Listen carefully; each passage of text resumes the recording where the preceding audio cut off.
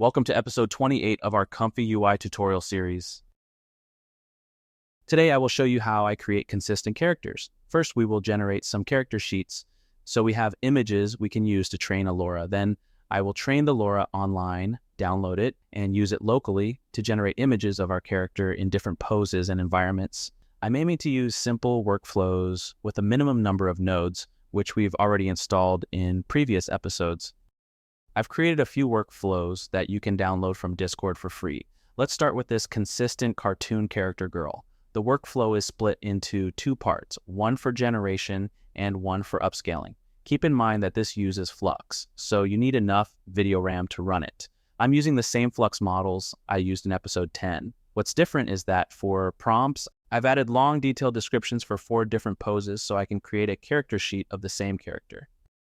You can edit this prompt or create a similar one for your own character. After that, I use the apply ControlNet to control where each pose is in the image. You can do this without ControlNet, but it can be more accurate when you have specific poses in mind.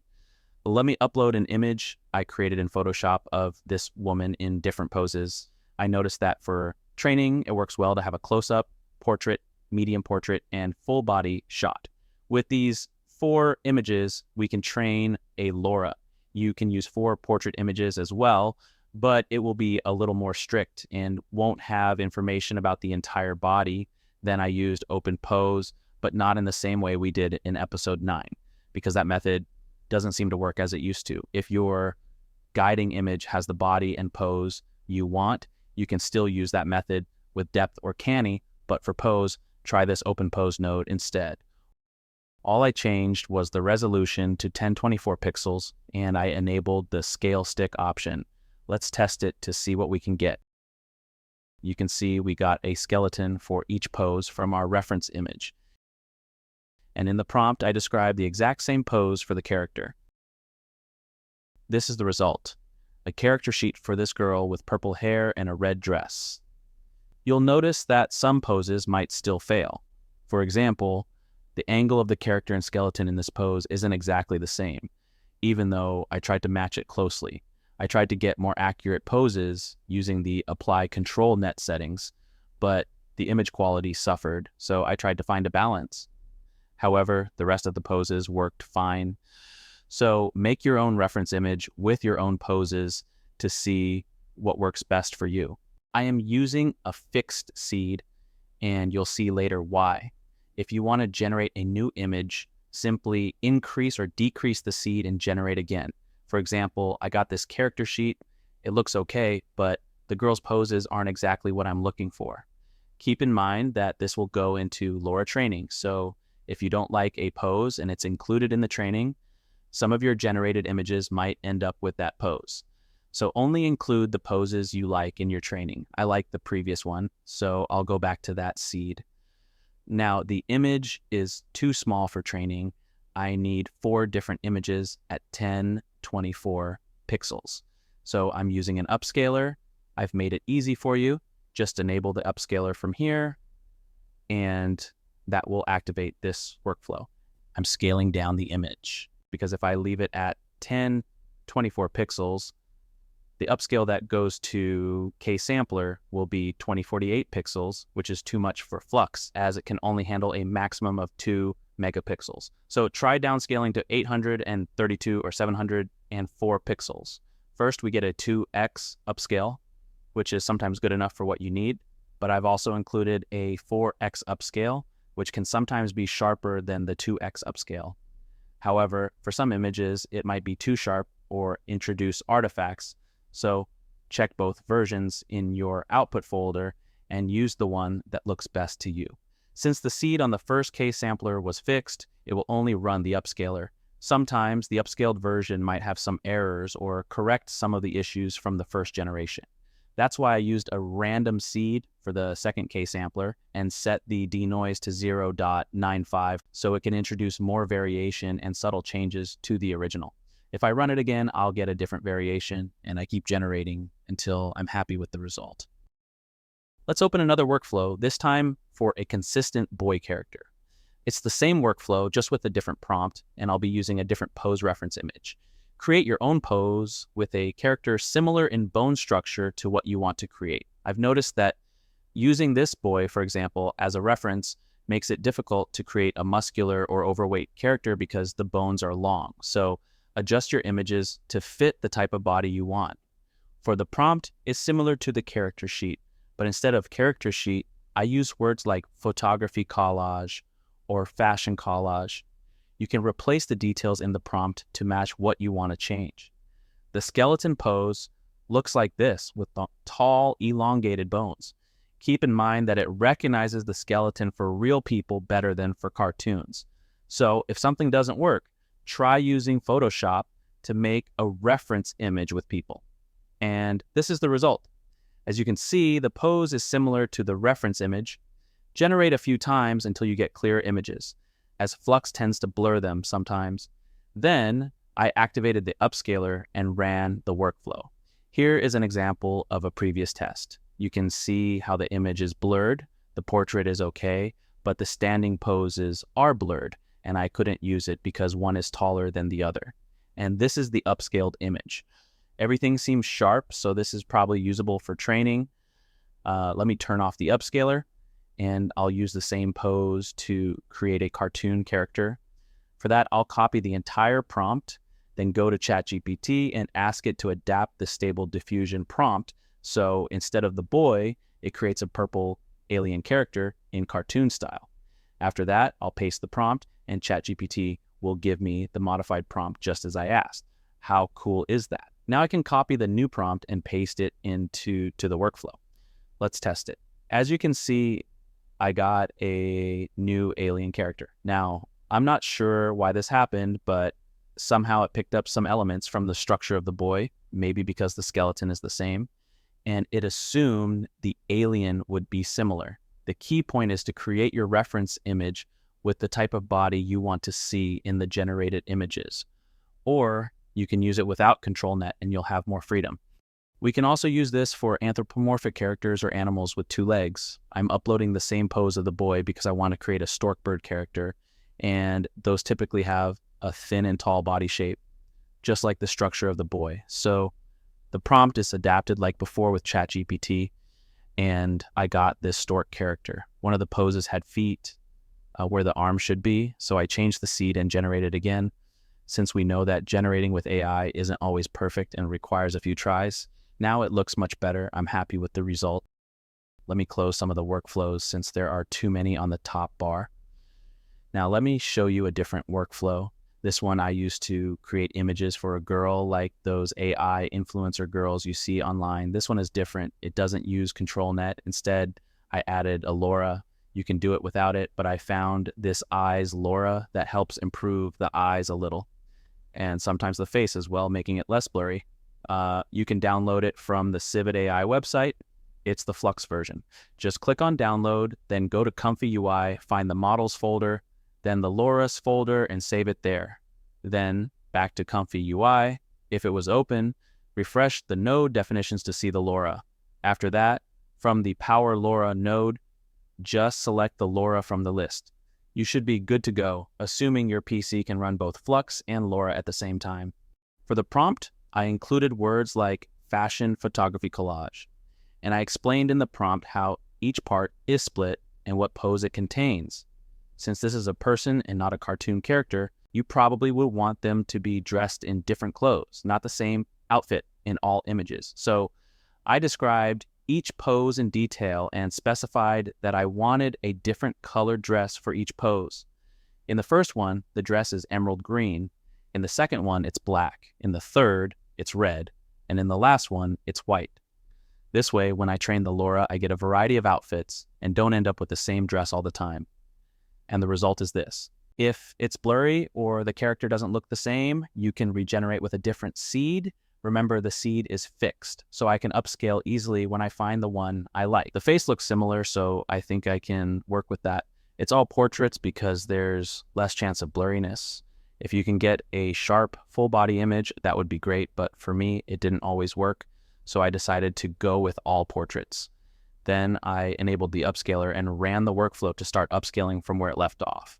Now this upscaler is different because I upscaled it and then downscaled it back to 2048 pixels.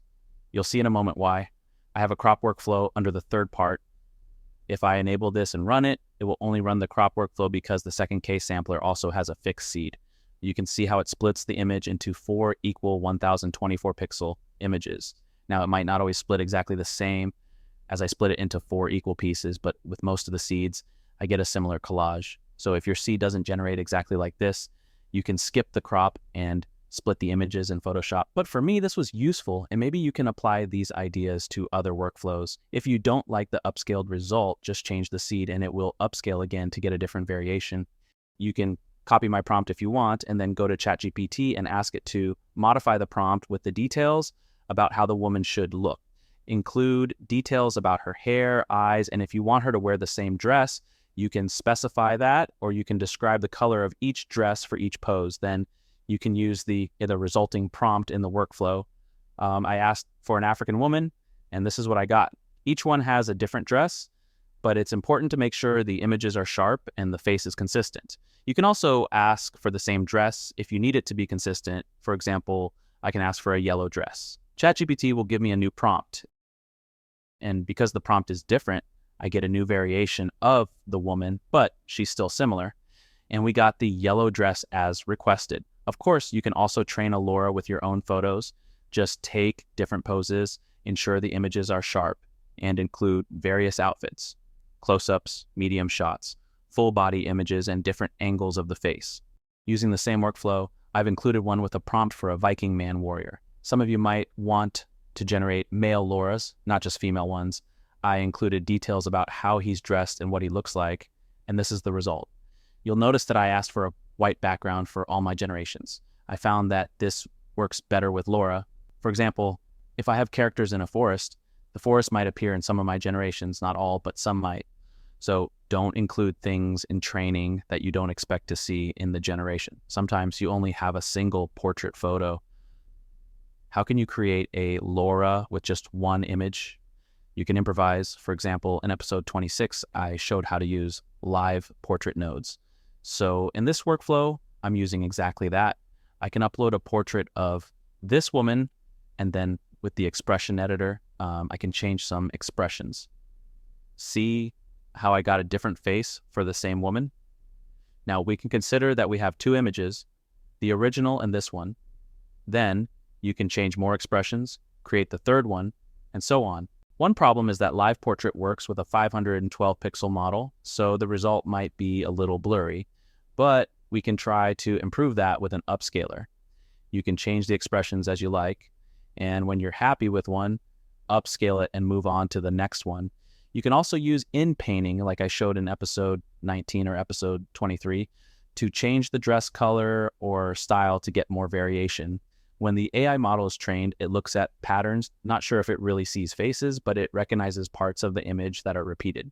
It detects patterns of the face in all the images. So if you have the same dress in all of them, it will repeat that dress in your generations. Once you're happy with the result, enable the upscaler and run the workflow to upscale the image. I've set it up so it saves 3 different images.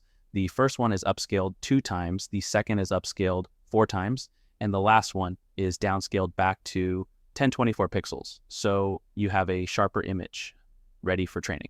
Let's compare before and after. As you can see, it improved the image a little. It's less blurry, so we can work with that for training. I also included an upscaler that lets you upscale your images.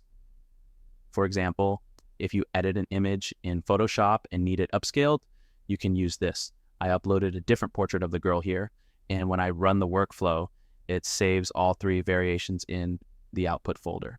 Now, let's compare before and after. Wow, this did a really good job. See how much detail it added to the face? It added extra skin texture and some freckles, but you can remove those in Photoshop. You can also generate a few times to get a variation you like. So we've generated the images for Lora training. Let's see how we prepare them so they're the right size for the best results. The generated images are usually in this grid format. You can split them in Photoshop or with the crop nodes I used in the workflow. Now, the problem with the crop nodes is that they split the image into exact 1024 px sections. but the generated image might not be perfectly centered. So you might end up with a small line of a few pixels. For example, in the image with the black dress pose, part of it was on top of the image, and in the crop cut, a little portion from that. The same thing happened with the green dress pose, so I can quickly add it to Photoshop. I can use the remove tool and just drag over that line to remove it. I remove anything I don't want to appear in my generation after the Lora is trained. You can also make a selection over that part. Go to Edit, then Fill, and choose Content Aware to fill in the area. This should fix the problem for you. You can correct the image as you like, just like you usually do in Photoshop, removing freckles or other things you don't want. When the crop is exported, I also added some letters in the name, like BL for bottom left and BR for bottom right. Usually the images from the bottom have that line from the top pose. These are the final 4 images I'll use for training. If you find a way to get more images or get a sharp full body image, that would be even better, but it will still work with just these portraits. Now let me show you how I split the image for the character sheet. I drag it into Photoshop.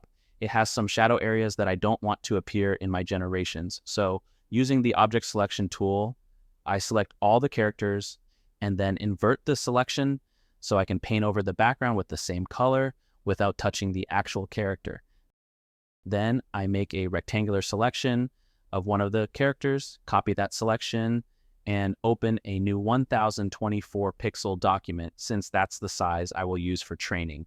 I paste the image into that document and then use the transform tool to adjust it. The great thing about having a full body image is that you can create multiple images for training from that. For example, I can create a medium portrait if I want. I'll just use the eraser tool to remove any extra parts I don't want. For the background, I'll use the same color as in the generated image.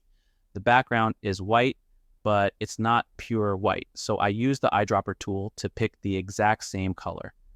Then I can export the image as a JPG file with the quality set to 100. Next, I adjust the full body image to fit well in that square document. I adjust the background to match the same color. This one has a subtle gradient, so I am using some masking to remove the edge. After that, I just export it. For the close-up image, unless I want a generation that seemed to float in the air, I prefer to crop it where the body ends, so it looks like the body would continue downward. This way it looks like a close-up portrait instead of an icon or avatar floating in the air. So from this character sheet, I actually created 5 images. I could have made more.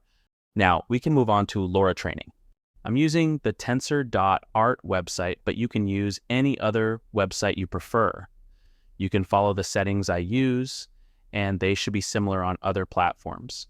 Local training is more difficult, can cause some problems, and takes time to train, which is time I'd rather spend on doing tutorials. So on TensorArt, go to your profile. You need to be logged in. Then click on Training. You should see a button at the top that says Online Training. Click on that. This is split into 2 parts. The dataset, which contains the images we'll use for training, and the parameter settings, which are about what model to train and how. Here you can choose from different models, such as SD model or SDXL. But I want to train a Flux model. So I click on the SD3 or Flux model option to select it. Then from the model list, you can choose the Flux Dev version FP8. Now let's upload our images. I'll start with this cartoon girl. So I'll upload the 5 images I saved. Wait for all the images to upload. You'll then see that it starts generating some tags automatically for you.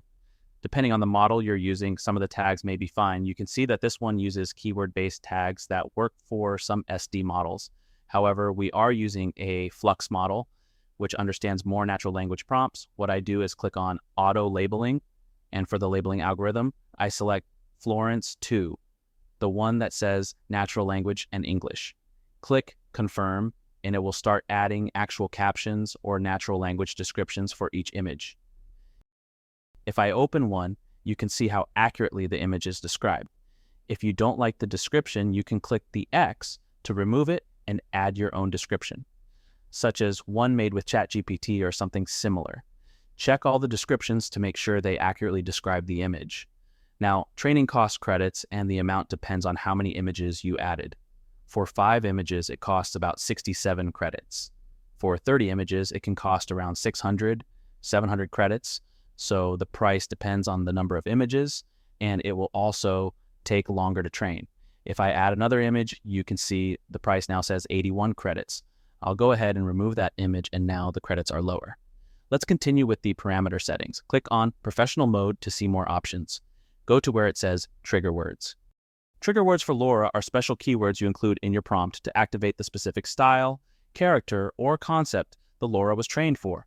Try to make the trigger words unique so they're not confused with other words in the training. For this one, I'm using Cartoon Purple Girl 2025 since it seems unique and describes what the Lora does for me. Right now, the credits used are 67. Now, I'm changing the resolution to 1024. I'm not sure if this will give better quality than 512, but in theory, it should be slightly better. However, this will cost a little extra, so now it says 90 credits. If you click on the credits, you can see how much it actually costs. This is not a sponsored video, so I'm not trying to sell you anything. It's just a site I use to train Loras. You can get around 3,000 credits for $10.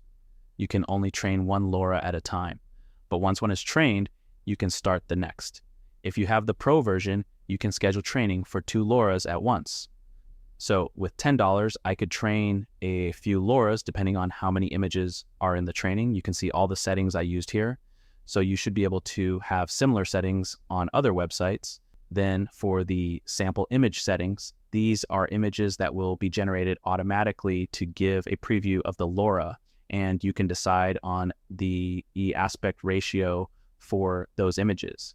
Right now, it will generate about 10 different Loras for each epoch. These previews will give you an idea of whether the Lora is overtrained or not trained enough. Since this is a character, I like to prompt for a portrait so I can clearly see the face and check if it resembles my character. I will use this prompt, portrait of a, followed by the trigger words, then girl, woman, or man, depending on the character, and that's it. Once you have everything set up, you can click on Start Training Now if you have the credits. So we've selected a model, provided the trigger words, chosen a 1024 pixel size, and used a prompt at the end to test the result. If you go back to User and select Training, you'll find information about your Lora, whether it's in the queue, if it's started training, or if it's completed. If I click on it, I can see more details. Mine took about an hour to complete for 5 images, but for 30 images, it can take around 5 hours. So the time depends on the number of images you're using. You'll see it trained for 10 epochs, and for each epoch, it will generate a Lora. You can also see how many epochs are left in the training. If you find a Lora that's already good enough, you can stop the training early. Now, remember when I set up the sample previews with the prompt Portrait of the Girl? That was to get those previews so I could check how similar the result is to my character. In the first preview, you can see the girl looks quite different with a different hairstyle and rendering. So if you use that Lora, it won't be very consistent. As we move through each step, the results get more and more consistent with the character I'm training. Now, you want to find a Lora that looks similar to your character, but isn't overtrained. In some cases, an overtrained Lora can be difficult to work with because it will try to always recreate the poses and clothes from the training images. So download all the Loras and test them, or at least the ones that seem similar. Each Lora has a download button under it. In this case, the last Lora looks good to me, so I'll download it. Then I'll go to ComfyUI, find the models folder, then the Loras folder, and place it inside. For the name, I like to give it the trigger words followed by the version to know which epoch worked well. So in my case, this is version 10. You can do the same for other versions like version 9 or 8 if they work too. Now let's go back to training. Click again on online training so we can train our green-haired girl. You just do the same things. Select the Flux model from the right, the standard one. Upload your images. In my case, I only have these 4 portraits. Wait for the images to upload. Click on Auto Labeling and select Florence 2 Natural English. Click Confirm and wait for it to generate all the captions. Check each one to make sure the captions accurately describe your subject. Then, in professional mode, make sure the Flux Dev FP8 version is selected. Add trigger words like Green Girl 2025 in my case. Change the resolution to 1024. Select your preferred aspect ratio for image generation and use a prompt that includes what you want to see in the preview plus the trigger words. In my case, it's portrait of that woman. Click on Start Training and take a break. Check the results again in a few hours. This is the completed training for that girl. And you can see previews for each Lora. If I click on an image, I can see it bigger. In the Lora from Epoch 4, you can see that the girl doesn't quite look like my girl. Some of them do, but not all. For some of my Loras with more images, I got a good result from Epoch 5 to 10. The more images I uploaded, the fewer epochs it needed. By Epoch 10, all the images look similar to my training image. So I think I can test that one to see how it works. If not, I can try a lower version Lora or train again with different images. Click Download and place it in the same Loras folder as all the other Loras. Give it a name you can remember. I added the trigger words and the version number. With that, we've completed the training, and it's time to use our Loras in ComfyUI. I created a workflow for Flux that includes both the Lora and an upscaler. Let's test it with the Cartoon Girl Lora first. We have the Power Lora node, where you can load one or more Loras, click on it, and load your Lora. If you can't find it, and the model is in the Lora folder, make sure to refresh ComfyUI from the Edit menu and click Refresh. As you can see, I can filter the Loras, and I've downloaded a few versions. I'll go with version 10, which corresponds to Epoch 10. In some cases, you can adjust the Lora's strength to a lower value if you want less influence on the generated image. Then I split the positive prompt into two parts so I can prompt normally and keep the trigger words separate. The prompt will start with the trigger word, and after that, I'll include the rest of the positive prompt. What I like to do is attach an image I had during training, like the standing cartoon girl, and then ask ChatGPT to generate a prompt for that girl based on the image. The prompt should mention details like the hair and dress, the environment, and what she's doing. For example, I want her walking on a path in a fantasy forest. ChatGPT will give me a nice long prompt that works great with Flux, ensuring the hair and dress are consistent. I can then paste that prompt into my workflow and run it to see if we get the expected result. And look at that. We got our girl walking on a path. You can change the seed manually to get a different version. This is how it looks with a different seed. It seems that the character is consistent. Let's go back to ChatGPT and ask for more. Now I want her sitting in an armchair in a hobbit home. I'll copy and test this new prompt, and I got this result. Now, I just noticed something. The head-to-body proportion in this image is different. For example, in one image, the head is bigger compared to the body, while in the other, the head is smaller. I wondered why that happened, so I checked the training images. Because I was recording, I didn't pay much attention, and I missed that the girl on the left has a bigger head compared to the girl on the right, whose head is smaller compared to the body. So, training images matter. Make sure you put in training images that reflect what you want to see in the generation. I could have generated a few more versions until I got the same proportions in all the poses, or used a different reference image for the ControlNet, or corrected it in Photoshop by adjusting the head size. Anyway, until now, we wanted to do the girl in the red dress, just like in our training images. But what if I want different clothes? If the Lora is overtrained, it will be hard to get different clothes. But if the training is balanced, you should be able to change the clothes. If not, download a lower epoch version of the Lora and try that one. And look at that, it works. I was able to change the color and type of the clothes. So if I hadn't made the mistake with the head sizes, this Lora would work quite well. Once you're happy with the result, you can enable the upscaler. This will make the image slightly smaller. If you have a different aspect ratio and your upscale has some lines over it, reduce the value here. Try to use values divisible by 64, so you can subtract or add 64. Then we can run the upscaler. I used 0.95 for noise, so it's a little different each time, allowing for some variation. However, you can reduce it down to 0.8 if you want it to be closer to the original. I like to have variation because on some of the variations, the hands look better than on others. Since the first K-sampler has the seed fixed and the second K-sampler has a random seed, now each time I click the Q button, I get a new upscaled version like this. I can keep generating until I find a version I like. Because it saves 2 versions each time, you can choose the one that looks better. If I open the one that was upscaled 2 times, it usually looks good, but can sometimes lack some sharpening. The second one, upscaled 4 times, is sharper, but sometimes it can add extra sharpness or introduce artifacts, especially in the skin or texture, since it uses only a simple upscale model and doesn't apply a K-sampler for the X4 version. Now, let's test the woman, Lora. Most of you will probably use a model to train a woman, so let's see if using 4 images was enough to create a Lora. Here, you add your Lora. In my case, it's the Green Girl version 10. Don't forget to change the trigger words to match what you use during training. Then I want the girl to walk in a forest and wear a yellow dress.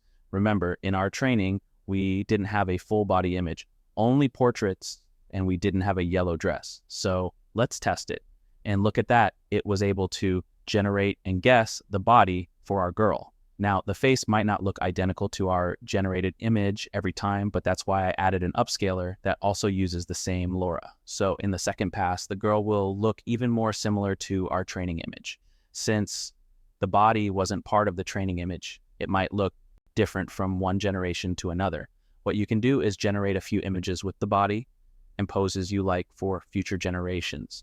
Then retrain the Lora by including those portraits, full body, medium body, and all kinds of poses you want to have in your generations. This way, you create a Lora that is easier to use and more consistent. I hope that makes sense. And here's the final upscaled image. You can see it has a lot of detail, like the hair on her hands. Now there's a small problem. Her right hand has 6 fingers. I'll generate it again to see if it's fixed. But the second one is the same, so it must be something wrong with the original image. When I checked, that was the issue. The hand had 6 fingers.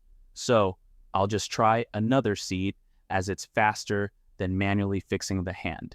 Okay, this one looks better, and the face looks good too. And here's the upscaled version. Looks good to me. Let's compare it with the training images. What do you think? I think it looks quite similar to the original. Now, not all seeds will be perfect, but nothing is perfect with AI on the first try. Try a few seeds until you get something that works. You can take it even further and bring your image to life. If you go to Kling AI under the AI video tab, you can use the image to video feature and upload the image you want to turn into a video. Choose the latest model. In my case, it's version 1.6, and then add a detailed prompt of what you want to happen in the video. I use words like slow cinematic camera and described how she walks in the forest. I have more tutorials on this process on my second YouTube channel called AI2 Play. I like to use professional mode and can choose a duration of 5 or 10 seconds. Click generate and wait for it to finish. And this is the result. Pretty cool, right? I've worked on this video for a few days, and I hope you found it useful. Please leave a like and a comment to help this channel grow. And thank you, Legends, for your continued support that helps me bring a new episode each week to this channel. A big thanks to the VIPs and other members who joined the membership or left a super thank you. I wish you all a great day, and I'll see you on Discord.